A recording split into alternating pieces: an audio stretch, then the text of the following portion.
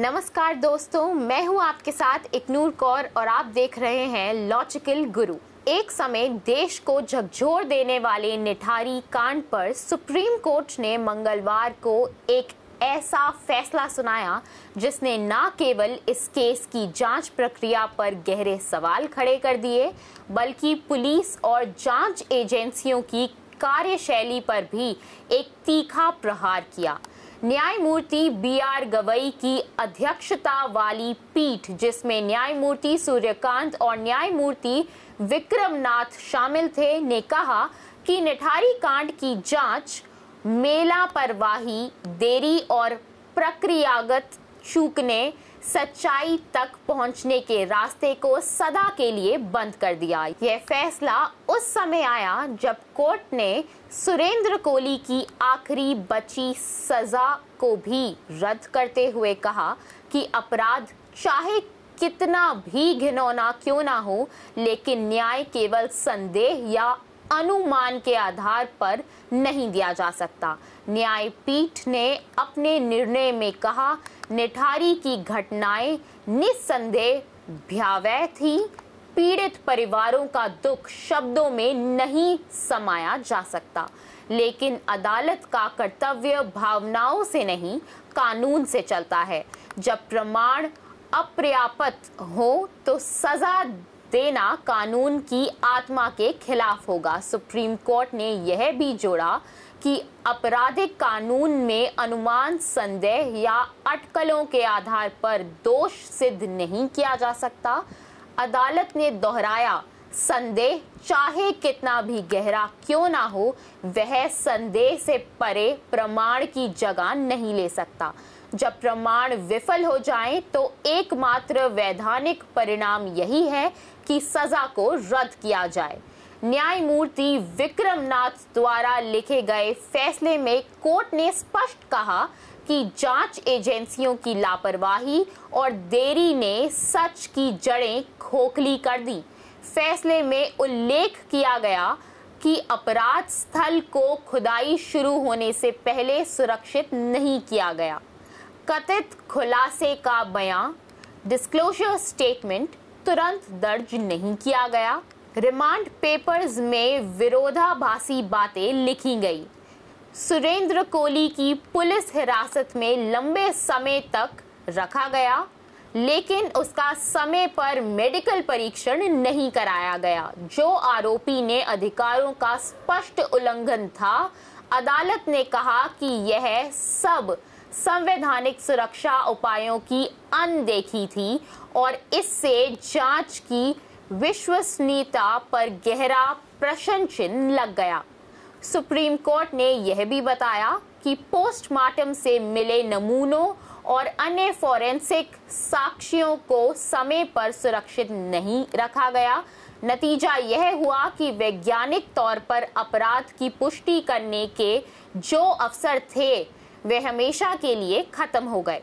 न्यायपीठ ने कहा, D5 निठारी में जिस घर में अपराध होने का दावा किया गया, वहां तलाशी के दौरान कोई भी ऐसा निशान नहीं मिला जिसे फोरेंसिक तौर पर अपराध से जोड़ा जा सके। ना तो खून के नमूने, ना फिंगरप्रिंट, ना ही कोई ठोस वैज्ञानिक साक्ष्य। इसके साथ ही कोर्ट ने यह भी कहा कि जांच एजेंसियों ने घर के अन्य सदस्यों और पड़ोसियों से पर्याप्त पूछताछ नहीं की और ऑर्गन ट्रेड यानी अंग तस्करी की संभावना, जिसे एक सरकारी समिति ने पहले ही उठाया था, उसे भी नजरअंदाज कर दिया गया। कोर्ट ने अपने फैसले में एक अत्यंत महत्वपूर्ण टिप्पणी की, अगर जांच समय पर पेशेवर ढंग से और संवैधानिक मानकों का पालन करते हुए की जाती, तो शायद इस भयावह रहस्य की परतें खुल जाती। लेकिन दुर्भाग्यवश लापरवाही और देरी ने न केवल सच्चाई को दफन कर दिया, बल्कि असली अपराधी तक पहुंचने के रास्ते को भी बंद कर दिया। इस टिप्पणी से स्पष्ट था कि सुप्रीम कोर्ट सिर्फ एक केस पर नहीं, बल्कि पूरे आपराधिक न्याय तंत्र को एक चेतावनी दे रहा था कि न्याय की प्रक्रिया में लापरवाही, चाहे अनजाने में भी हो, एक निर्दोष व्यक्ति के जीवन को तबाह कर सकती है। सुप्रीम कोर्ट ने कहा कि न्यायपालिका की नींव इस सिद्धांत पर टिकी है, प्रीसम्पशन ऑफ इनोसेंस, यानी जब तक अपराध सिद्ध ना हो हर व्यक्ति निर्दोष है। इसलिए अदालत ने कहा कि किसी भी भयावह अपराध के नाम पर इस सिद्धांत को कुर्बान नहीं किया जा सकता।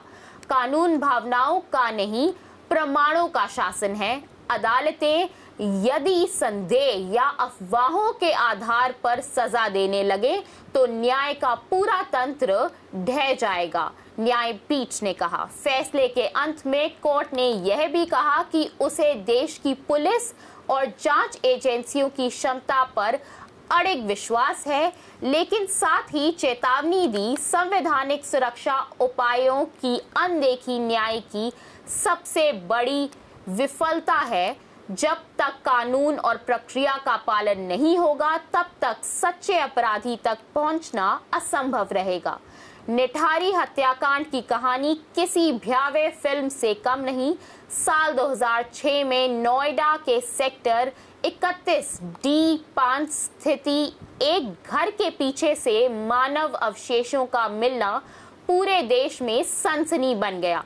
गुमशुदा बच्चे और महिलाओं के शव मिलने से समाज सन्न रह गया। इस मामले में व्यवसायी मुनिंदर सिंह पंडेर और उसके घरेलू नौकर सुरेंद्र कोली की गिरफ्तार किया गया।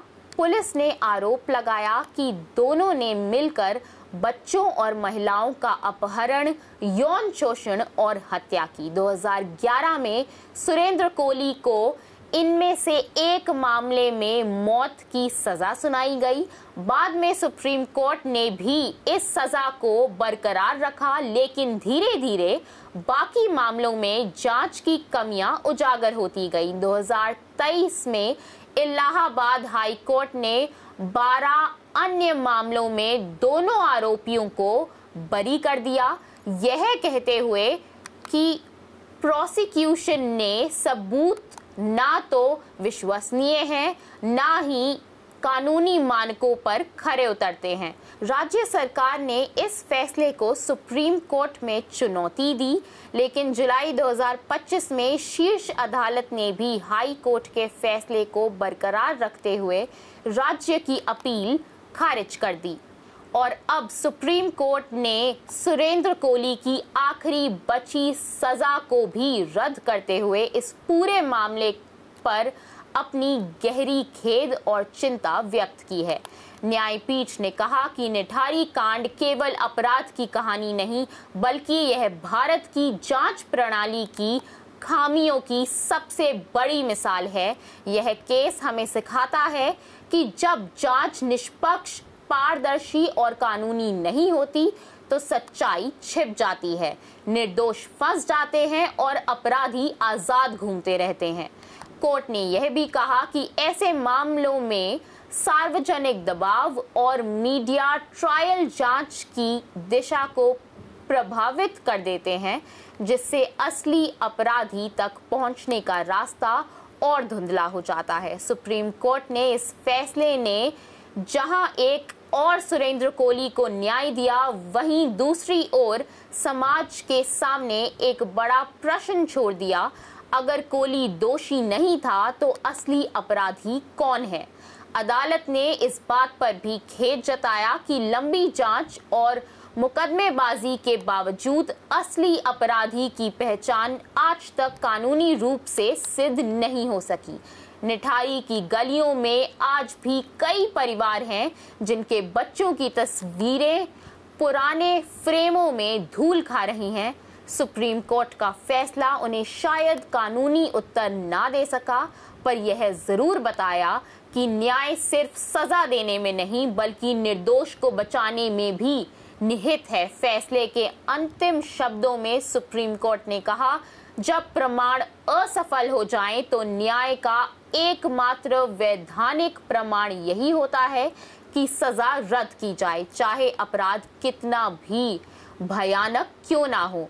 अदालत कानून के बाहर जाकर सजा नहीं दे सकता। यह फैसला केवल सुरेंद्र कोहली का नहीं बल्कि भारत की न्याय व्यवस्था का आईना है, जो हमें याद दिलाता है कि कानून की सख्ती तभी सार्थक है जब उसमें इंसाफ की कोमलता भी बनी रहे। तो दोस्तों, आज के लिए बस इतना ही। अगर आपको यह जानकारी उपयोगी लगी तो हमारे चैनल भारती नेटवर्क को लाइक करें, शेयर करें और सब्सक्राइब करना बिल्कुल ना भूलें। ऐसी ही जानकारियों के लिए जुड़े रहिए हमारे साथ। मिलते हैं अगले वीडियो में, तब तक के लिए नमस्कार।